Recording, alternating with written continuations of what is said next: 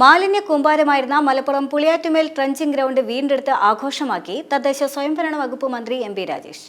മാലിന്യം സംസ്കരിച്ച് വീണ്ടെടുത്ത ഭൂമിയിൽ ഗോൾ കീപ്പറായി നിന്ന പി ഉബൈദുള്ള MLA കാഴ്ചക്കാരനാക്കി മന്ത്രി ഷൂട്ടൌട്ടിലൂടെ ഗോൾ നേടി. മലപ്പുറം നഗരത്തിലെ മാലിന്യം തള്ളിയിരുന്ന പുളിയാറ്റുമേൽ ഗ്രൗണ്ട് വീണ്ടെടുത്തത് വഴി 4.5 ഏക്കർ ഭൂമിയാണ് തിരിച്ചുപിടിച്ചത്.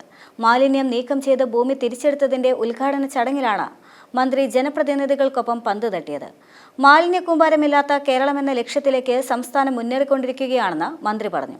ഇപ്പൊ നമ്മൾ പഴയതിൽ നിന്ന് ആകെ മാറ്റി വലിയ അഭിമാനകരമായ നേട്ടമാണ്. അതുകൊണ്ടാണ് ഞാൻ പറഞ്ഞത്, സ്വപ്നം ഇവിടെ നിർത്തരുത്. അതുപോലെ നമുക്ക് ഈ പ്രദേശത്തെ ആധുനിക മാലിന്യ സംസ്കരണ പ്ലാന്റുകളുള്ള, എന്നാൽ അതോടൊപ്പം ആളുകൾക്ക് വൈകുന്നേരങ്ങൾ ചെലവഴിക്കാൻ കഴിയുന്ന ഒരു പൊതു ഇടമാക്കി, പാർക്ക് കൂടിയാക്കി മാറ്റണം എന്ന് ഞാൻ അഭ്യർത്ഥിക്കുകയാണ്. അപ്പോൾ അതുകൊണ്ട് ചൂൽപ്പുറം ഒന്ന് പോയി സന്ദർശിച്ച് ആ കാര്യങ്ങൾ നമുക്ക് മനസ്സിലാക്കുന്നതും നന്നായിരിക്കും. അങ്ങോട്ടും ഇങ്ങോട്ടുമൊക്കെ ഇത്തരം കാര്യങ്ങളിൽ നല്ല മാതൃകകൾ നമുക്ക് പകർത്താം.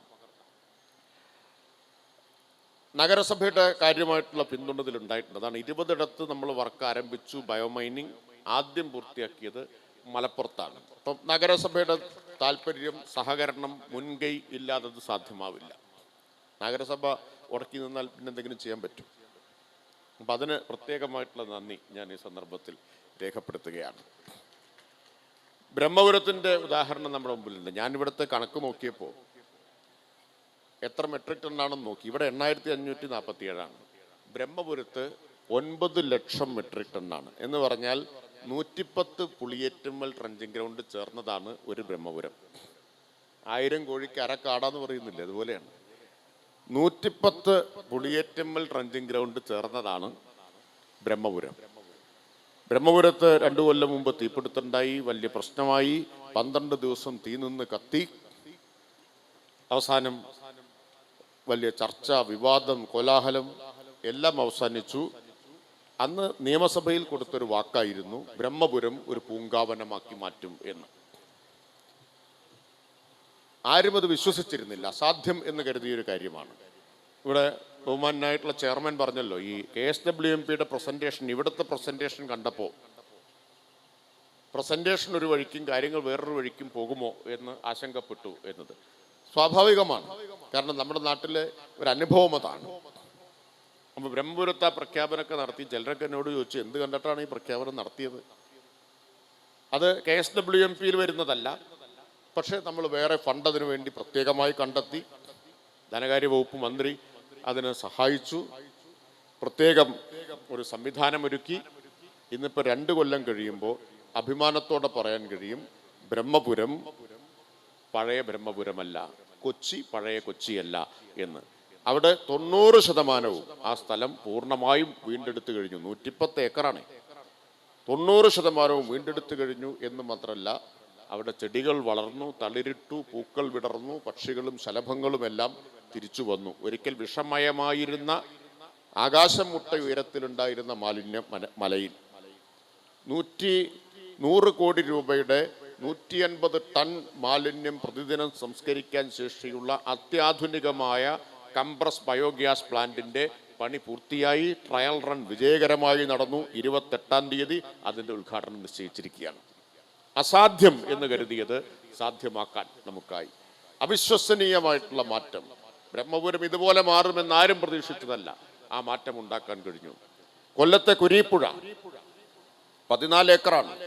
ഒരു വലിയ വാട്ടർ ടാങ്ക് ബ്രിട്ടീഷുകാരുടെ കാലത്തുണ്ടായിരുന്നു. അത് മൂടിപ്പോയിരുന്നു. മാലിന്യം ഇങ്ങനെ നീക്കി വന്നപ്പോഴാണ് അതിൻ്റെ ഉള്ളിൽ നിന്നൊരു വാട്ടർ ടാങ്ക് പുറത്തേക്ക് വരുന്നത്. അഷ്ടമുടിക്കായലിൻ്റെ തീരത്ത് പൂർണ്ണമായും നീക്കം ചെയ്തു.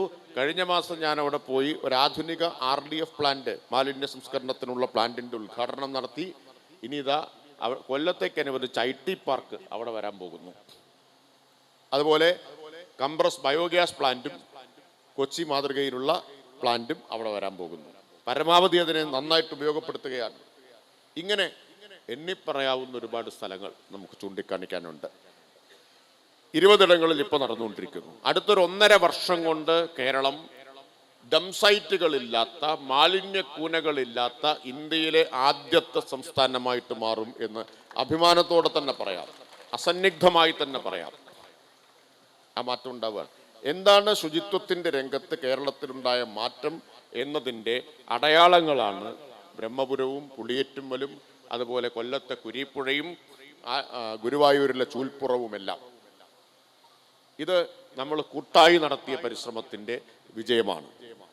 ഇതിൽ കക്ഷി രാഷ്ട്രീയ പരിഗണനകൾ ഉണ്ടാകാൻ പാടില്ല. അതില്ലാതെ ഒറ്റക്കെട്ടായിട്ട് നാം നടത്തിയ പ്രവർത്തനത്തിൻ്റെ ഒരു വിജയമാണ്. പി ഉബൈദുള്ള MLA അധ്യക്ഷത വഹിച്ചു. പുളിയാറ്റുമേൽ ഗ്രീൻ ബെൽറ്റ് പദ്ധതി ഉദ്ഘാടനം PK കുഞ്ഞാലിക്കുട്ടി MLA നിർവഹിച്ചു. നഗരസഭയിലെ ഹരിതകർമ്മസേനയെ ET മുഹമ്മദ് ബഷീർ MP ആദരിച്ചു. KSW MP ഡയറക്ടർ ദിവ്യ S. അയ്യർ, ജില്ലാ കളക്ടർ VR വിനോദ്, നഗരസഭാ ചെയർമാൻ മുജീബ് കാടേരി എന്നിവർ സംസാരിച്ചു. ലോകബാങ്കിന്റെയും ഏഷ്യൻ ഡെവലപ്മെന്റ് ബാങ്കിന്റെയും സാമ്പത്തിക സഹായത്തോടെ സംസ്ഥാന സർക്കാർ നടപ്പിലാക്കുന്ന കേരള ഖരമാലിന്യ പരിപാലന പദ്ധതിയുടെ ഭാഗമായാണ് മാലിന്യക്കൂനകൾ നീക്കം ചെയ്തത്. സംസ്ഥാനത്തെ 20 നഗരസഭാ ഭരണ പ്രദേശങ്ങളിലാണ് ഇത്തരം പദ്ധതി നടപ്പാക്കുന്നത്. ഇതിൽ ആദ്യം പൂർത്തിയാക്കുന്നത് മലപ്പുറത്താണ്. വർഷങ്ങളായി മലപ്പുറം നഗരപ്രദേശങ്ങളിൽ നിന്ന് ശേഖരിച്ച മാലിന്യങ്ങളായിരുന്നു പുളിയേറ്റുമേൽ ട്രെഞ്ചിങ് ഗ്രൗണ്ടിൽ തള്ളിയിരുന്നത്.